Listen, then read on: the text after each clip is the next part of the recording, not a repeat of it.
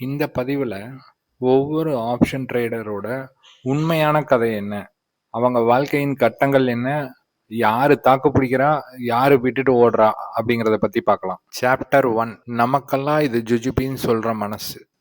நம்ம எல்லாருமே option trading எப்படி பார்த்துருப்போம்? ஏதோ ஒரு யூடியூப் சேனலில் பார்த்துருப்போம், இல்லை யாராவது ஃப்ரெண்டு பண்ணியிருப்பாங்க. அவங்க பண்ணுற ப்ராஃபிட்டை பார்த்துட்டு நம்மனால இதை பண்ண முடியாதா அப்படின்னு ஸ்டார்ட் பண்ணியிருப்போம். Beginners luck. ட்ரேட் பண்ண புதுசாக ஆரம்பிக்கும் போது பார்த்தீங்கன்னா ஃபஸ்ட்டு 4 ட்ரேடு நல்ல ப்ராஃபிட். இவ்வளோதானா ட்ரேடு, இதெல்லாம் நம்மளுக்கு ஜுஜுபிடா அப்படின்னு மனசு சொல்லும். அடுத்த 4 ட்ரேடு பாதி கேபிட்டலை இல்லை மொத்த கேபிட்டலையும் காலி பண்ணியிருக்கோம். அப்பதான் புரியும் நம்ம ஏதோ தப்பு பண்ணுறோமா. ஆனால் புரியறதுக்குள்ள எல்லா காசும் போச்சு. விட்டதை பிடிச்சிடலான்னு கடனை உடனே வாங்கி திருப்பியும் ட்ரேட் எடுத்தா மொத்தமும் கோவிந்தா. மனசு உங்களுக்கு இந்த இடத்துல 2 விஷயம் சொல்லும். ஒன்று, இதெல்லாம் விட்டுட்டு நம்மளுக்கு சரிப்பட்டு வராதுன்னு ஓடுறது. இன்னொன்று, திருப்பியும் ட்ரை பண்ணுறது. இப்போதான் மைக்ரோ சைஸ் ட்ரேட் ஆரம்பிக்கும். என்ன பண்ணுவீங்க? 100 ரூபா ப்ராஃபிட் வந்தால் புக் பண்ணுவீங்க, 200 ரூபா ப்ராஃபிட் வந்தால் புக் பண்ணுவீங்க. ஆனால் கடைசியில் என்ன ஆச்சு? அப்பாடா இன்னைக்கு ஒரு 500 ரூபா வந்தது அப்படின்னு பார்த்தா வந்த ப்ராஃபிட்ல 450 ரூபா புரோக்கரேஜுக்கே போயிடும். சாப்டர் 1 முடிவு. விழி பிதுங்கிய நாட்கள். The other day. சாப்டர் 2. நம்மள செஞ்சு விட்டுட்டாங்களா? யாருக்கிட்ட? நாங்க எல்லாம் இப்படி மல்லு கட்டி மொத்த காசும் போயிருக்கோம். இப்பதான் தர்ம சங்கடமான சூழ்நிலை. யாருக்கிட்டையும் சொல்லவும் முடியல, சொல்லாம இருக்கவும் முடியல. விட்ட காசை எடுத்தே ஆகணுங்கிற ஒரு கட்டாயம் வேற. அடுத்த ஆப்ஷன் என்ன? Telegram channel. காசை கொடுத்து டிப்ஸ் வாங்குறது. இப்பதான் ஒரு ட்விஸ்ட்.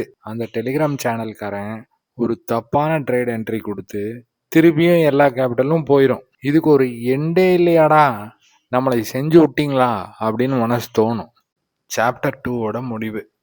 மல்லு கட்டி மண்ணை கவ்விய கதைகள். இப்படி ஒரு வருஷம் போயிடுச்சுப்பா. சாப்டர் 3. எப்படியாச்சும் இதை பழகணும், விட்ட காசை பிடிக்கணும். இனிமே ரூல்ஸ் மட்டும்தான். விடிவெள்ளியை நோக்கி பயணம் ஆரம்பம். செமஸ்டர்ல எல்லாம் இப்படி படிச்சிருந்தா இந்நேரம் அப்துல் கலாம் ஆயிருப்பண்டா அப்படின்னு தோணுது. என்னோட கிரகம் பரவாயில்ல, இப்பவும் கெட்டு போகல. இப்பதாங்க ஒரு வழியா புத்தி வந்து நம்ம படிக்கணும்னு தோண ஆரம்பிக்கும். நிறைய விஷயங்களை பார்ப்போம். சார்ட்னா என்ன, எதை வாங்கணும், எதை விற்கணும், ஏன் இதை பண்றோம் அப்படின்னு ஒவ்வொன்றா படிக்க ஆரம்பிப்போம். ஆனா சாப்டர் 1லயே 100க்கு 50 பேர் காலி ஆயிடுவாங்க. சாப்டர் 2ல 50ல 25 பேர் காலி ஆயிடுவாங்க. சாப்டர் 3க்கு வர்றதே 25 பேர் தான். சாப்டர் 3யோட முடிவு. தூரத்துல ஒளிவட்டம் தெரிவது. சாப்டர் 3 கடந்து வர்றது பல வருஷம் ஆகலாம். சாப்டர் 4.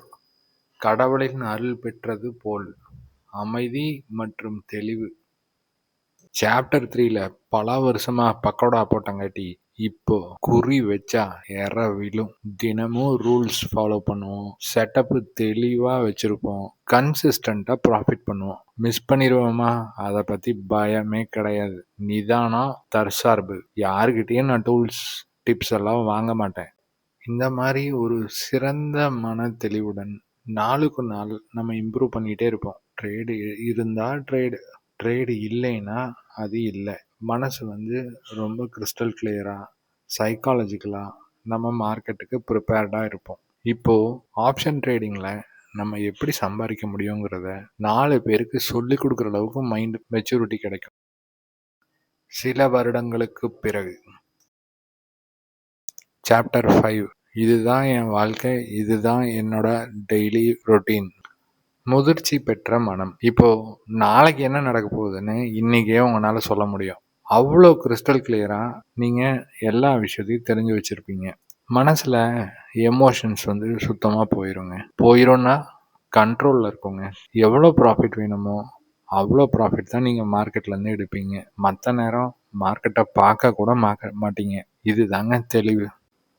காலையில 9 to 5 ஜாப் போற மாதிரி எந்த கவலையும் இல்லாமல் 5 மணிக்கு மேலே உங்கள் வேலையை நீங்கள் பார்ப்பீங்க.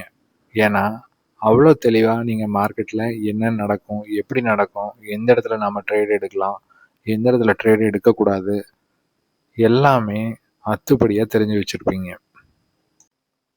முடிவு பாஷா ஒரு தடவை சொன்னான் 100 தடவை சொன்ன மாதிரி, அவ்வளோ கான்ஃபிடென்ஸ்.